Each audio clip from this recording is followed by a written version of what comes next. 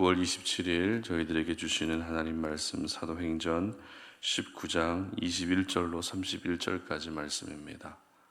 이 일이 있은 후에 바울이 마게도냐와 아가야를 거쳐 예루살렘에 가기로 작정하여 이르되 내가 거기 갔다가 후에 로마도 보아야 하리라 하고 자기를 돕는 사람 중에서 디모데와 에라스도 두 사람을 마게도냐로 보내고 자기는 아시아에 얼마 동안 더 있으니라. 그때쯤 되어 이 도로 말미암아 적지 않은 소동이 있었으니 즉 데메드리오라 하는 어떤 은장색이 은으로 아데미의 신상 모형을 만들어 직공들에게 적지 않은 벌이를 하게 하더니 그가 그 직공들과 그러한 영업하는 자들을 모아 이르되 여러분도 알거니와 우리의 풍족한 생활이 이 생업에 있는데 이 바울이 에베소뿐 아니라 거의 전 아시아를 통하여 수많은 사람을 권유하여 말하되 사람의 손으로 만든 것들은 신이 아니라 하니 이는 그대들도 보고 들은 것이라. 우리의 이 영업이 천하여질 위험이 있을 뿐 아니라 큰 여신 아데미의 신전도 무시당하게 되고 온 아시아와 천하가 위하는 그의 위엄도 떨어질까 하노라 하더라. 그들이 이 말을 듣고 분노가 가득하여 외쳐 이르되 크다 에베소 사람의 아데미여 하니 온 시내가 요란하여 바울과 같이 다니는 마게도냐 사람 가이오와 아리스다고를 붙들어 일제히 연극장으로 달려 들어가는지라. 바울이 백성 가운데로 들어가고자 하나 제자들이 말리고 또 아시아 관리 중에 바울의 친구된 어떤 이들이 그에게 통지하여 연극장에 들어가지 말라 권하더라. 아멘. 그래도 결단해야 합니다 라는 제목으로 오늘 아침 말씀 전합니다. 덴마크의 철학자 키에르케고르의 오리의 후회라고 하는 예화를 소개해 드리겠습니다. 철새 오리는 북유럽의 차가운 서북풍이 몰아칠 때가 되면 따뜻한 남쪽 나라로 가서 한겨울을 지낸다고 합니다. 가을이 되자 철새 오리들이 남쪽으로 떠나기 시작했습니다. 비록 들판에는 오곡백과가 무르익어 먹을 것이 많았지만 지금 남쪽으로 당장 이동하지 않으면 추운 겨울을 무사히 보낼 수 없기 때문에 많은 먹이들을 그냥 두고 철새 오리들이 떠나게 됩니다. 그런데 한 마리 오리가 이런 생각을 합니다. 수천 킬로미터를 비행하려면 충분한 영양 보충을 해야 되기 때문에 조금만 더 먹고 떠나자 이런 생각을 하게 됩니다. 결국 다른 오리들은 모두 떠났지만 혼자 남아서 하루 이틀 먹이를 계속 보충했고 결국 추운 겨울이 찾아옵니다. 더 이상 머무를 수 없게 되자 철새 오리는 날개를 퍼덕이며 날아올랐지만 몸이 너무 비대해져서 날지 못하고 차가운 북서풍이 몰아치는 들판에서 얼어 죽었다는 그런 이야기입니다. 이 예화는 우리도 자신이 마땅히 가야 할 길을 향해 나아가지 않고 현재 상황에 그냥 계속 머물러 있게 되면 결국 비참한 인생이 되고 만다라고 하는 그런 인생의 교훈을 줍니다. 그렇기 때문에 우리에게 필요한 것은 결단하는 것입니다. 그런데 결단하기까지 우리는 많은 고민을 하게 되죠. 그로 인해서 결단이 점점 늦어집니다. 혹시라도 내가 했던 이 결단이 가지고 오게 될 위험과 어려움들을 생각하니 쉽게 결단할 수가 없는 것입니다. 그리고 지금도 그럭저럭 괜찮은데 뭐 굳이 결단해야 되나라고 하는 생각으로 결단을 차일피일 계속 미루게 됩니다. 하지만 신앙생활에서 중요한 것은 바로 결단하는 것입니다. 사실 우리는 예수 믿기로 결단했기 때문에 하나님의 자녀가 될 수 있었던 것이죠. 그리고 하나님의 자녀로 살아가면서도 크고 작은 신앙의 결단을 해야 될 때가 많이 있습니다. 또 삶의 결단을 통해서 하나님이 기뻐하시는 삶을 살 수도 있지만 반대로 결단하지 못하면 늘 그 자리에 머물러 있게만 되고 아무런 성장도 경험할 수 없습니다. 그리고 하나님의 일하심도 경험할 수 없게 되는 것입니다. 계속해서 저희들은 사도 바울의 3차 전도 여행을 살펴보고 있습니다. 특별히 3차 전도 여행 여러 지역들 중에 사도 바울이 비교적 오랫동안 머물렀던 지역은 에베소였는데요. 에베소는 지난번 2차 전도 여행이 끝날 무렵에도 에베소 사람들이 계속 사도 바울에게 더 머물러 달라고 하는 요청이 있었을 정도로 복음에 대한 열정이 남다른 지역이었습니다. 그래서 사도 바울은 브리스길라와 아굴라와 같은 신실한 부부를 에베소에 남겨둘 정도로 사도 바울 역시 에베소를 특별하게 생각했죠. 그리고 3차 전도 여행 중에도 에베소를 다시 재방문했던 것입니다. 그렇게 사도 바울은 에베소에서 무려 2년 넘게 머무르게 됩니다. 여러분 생각해 보십시오. 2년 넘게 한 지역에서 복음을 전하고 말씀을 가르쳤다면 얼마나 많은 열매들이 있었겠습니까? 하지만 실상은 열매만 있었던 것은 아니었습니다. 사도 바울이 오랜 시간 동안 머무르는 만큼 사도 바울을 싫어하고 사도 바울을 대적하는 사람들도 적지 않았던 것입니다. 특별히 에베소에서 바울이 사역하는 동안 사도 바울은 중대한 결정을 내리게 됩니다. 21절 보시기 바랍니다. 이 일이 있은 후에 바울이 마게도냐와 아가야를 거쳐 예루살렘에 가기로 작정하여 이르되 내가 거기 갔다가 후에 로마도 보아야 하리라 하고. 아멘. 어떤 결단이었습니까?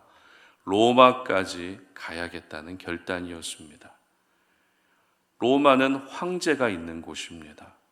로마 황제는 신적인 존재입니다. 따라서 로마에 가서 복음을 전한다는 것은 다른 지역보다 몇 배나 더 심한 반대와 공격이 기다리는 곳입니다. 따라서 로마에 가겠다는 것은 내가 죽으러 가겠다는 것과 다르지 않았습니다. 하지만 사도 바울은 에베소에서 수많은 기적과 열매를 경험하면서 당시 세계의 중심이었던 로마를 품게 됐던 것이죠. 그리고 22절 말씀 보시기 바랍니다. 자기를 돕는 사람 중에서 디모데와 에라스도 두 사람을 마게도냐로 보내고 자기는 아시아에 얼마 동안 더 있으니라. 아멘.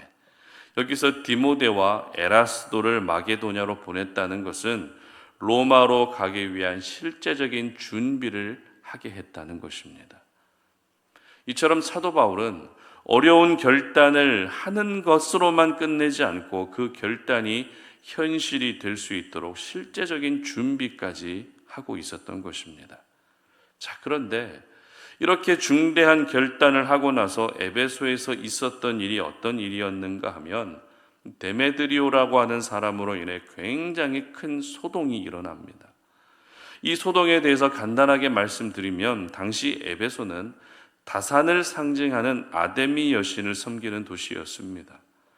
그런데 이 여신의 형상을 은으로 만들어서 판매하는 일이 제법 장사가 잘 됐습니다.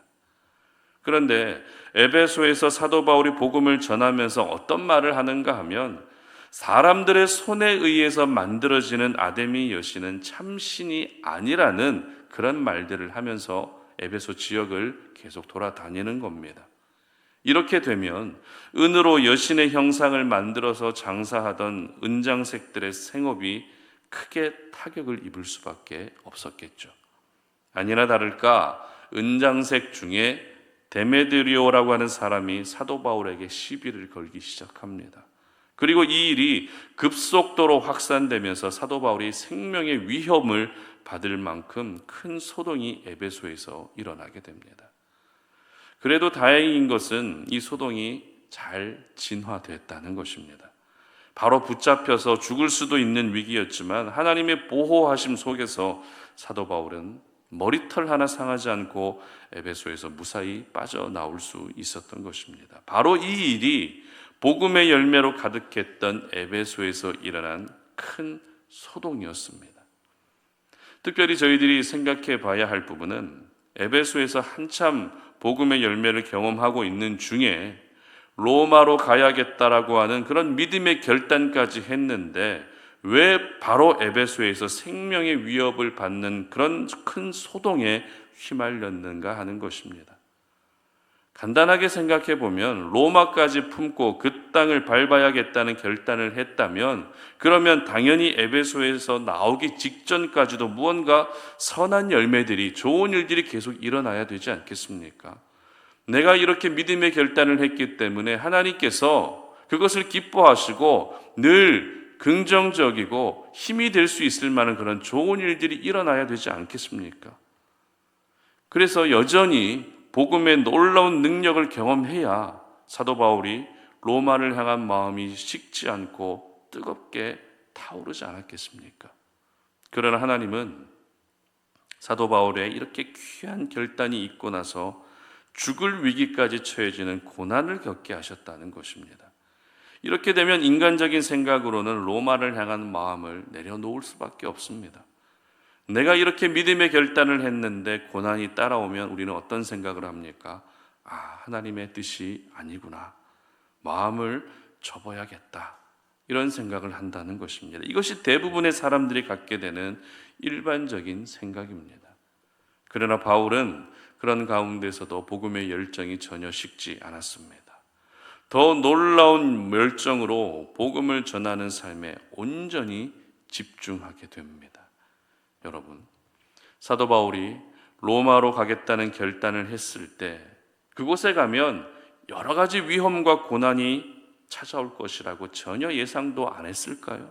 그렇지 않죠. 지금까지 내가 겪었던 수많은 고난과 비교할 수 없는 엄청난 고난이 있을 것을 충분히 예상했을 겁니다. 그리고 복음의 열매로 넘쳐나던 에베소에서 죽을 위기까지 놓여지게 된 것은 어찌 보면 앞으로 있게 될 더 심한 고난의 전주곡에 불과했을지도 모릅니다. 하지만 고난이 사도 바울의 복음의 열정을 막을 수는 없었던 것입니다. 핍박도 사도 바울의 복음의 열정을 막을 수 없었고 생명의 위협도 사도 바울의 복음의 열정을 막을 수 없었던 것입니다. 오늘 저희들은 이러한 사도 바울의 모습을 보면서 하나님의 사람들은 그래도 결단해야 된다라고 하는 교훈을 깨달을 수 있어야 됩니다. 내가 어떤 믿음의 결단을 했을 때 그로 인한 위험과 부작용을 걱정하느라 결단을 철회하는 것이 아니라 그래도 결단해야 하나님이 그 결단한 것을 지킬 수 있도록 은혜를 베풀어 주시는 것입니다. 그러므로 사도 바울과 같이 복음을 전할 결단을 할 수 있었으면 좋겠습니다. 그리고 기도하고 말씀으로 살아가는 그런 경건 생활을 다시 한번 결단할 수 있었으면 좋겠습니다. 헌신과 봉사를 결단하시고 그리고 인내와 사랑을 베푸는 삶을 또 결단할 수 있었으면 좋겠습니다. 믿음의 결단은 하나님이 반드시 함께해 주십니다. 바라기는 여러분 모두가 오늘 말씀을 통해 여러분의 삶을 결단하셔서 그 결단이 틀리지 않았다는 것을 증명해 보이시는 하나님의 큰 은혜를 경험할 수 있기를 주님의 이름으로 축복합니다. 함께 기도하겠습니다. 하나님 아버지, 오늘도 이 아침에 하나님의 거룩한 말씀 앞에 우리의 모습을 돌아봅니다. 우리는 오늘도 믿음의 선한 결단을 해야 되는 그 시점에서도 여러 가지 이유를 대며 여러 가지 핑계를 대며 결단하지 못하고 그대로 머물러 있을 때가 얼마나 많았는지 모릅니다. 아버지 하나님, 우리가 하나님께서 허락하여 주시는 그 귀한 마음을 가지고 믿음의 선한 싸움을 싸울 수 있도록 하나님이 기뻐하시는 십자가의 길을 걸어갈 수 있도록 오늘 하루 믿음의 결단을 하며 살아갈 수 있도록 도와주시옵소서. 그래서 그 결단한 것을 지킬 수 있는 그런 하나님께서 베풀어 주시는 은혜를 마음껏 경험하는 그런 날이 되게 하여 주시옵소서. 감사드리며 예수님의 이름으로 기도드립니다. 아멘.